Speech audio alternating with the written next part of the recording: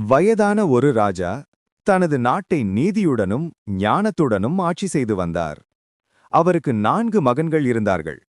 தனக்கு பின் யார் இந்த நாட்டை ஆட்சி செய்ய தகுதியானவர்கள் என அறிய விரும்பினார்.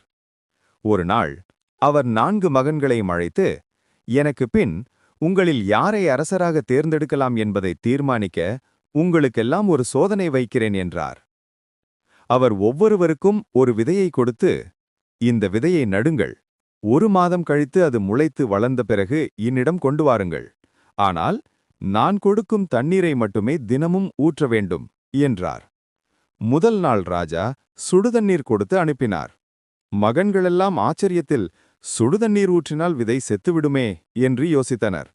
மறுநாளும் 3ஆம் நாளும் ராஜா சுடுதண்ணீரையே கொடுத்தார். 4ஆம் நாள் முதல் அவர் சாதாரண தண்ணீர் கொடுக்க தொடங்கினார். 1 மாதம் கழித்து 4 மகன்களும் விதையை வளர்த்த பானையுடன் அரண்மனைக்கு வந்தனர். மூவருடைய விதைகள் முளைக்கவில்லை. ஆனால் ஒருவனுடைய விதை மட்டும் பசுமையாக முளைத்திருந்தது. ராஜா மற்ற மூவரையும் பார்த்து, நான் கொடுத்த தண்ணீரை நீங்கள் ஊற்றினீர்களா என்று கேட்டார். 3 மகன்களும் ஊற்றினோம் அரசே என்றார்கள். ராஜா அவர்களை பார்த்து, சுடுதண்ணீர் ஊற்றினீர்களா என்று கேட்டார். சுடுதண்ணீர் ஊற்றினால் விதை முளைக்காது என்று சாதாரண தண்ணீர் ஊற்றினோம் என்றார்கள். ராஜா மெதுவாக சிரித்தபடி, நீங்கள் என் சொல்லுக்கு கீழ்ப்படியாமல் போனதென்ன? விதையின் மேல் மெழுகு படலம் இருந்தது.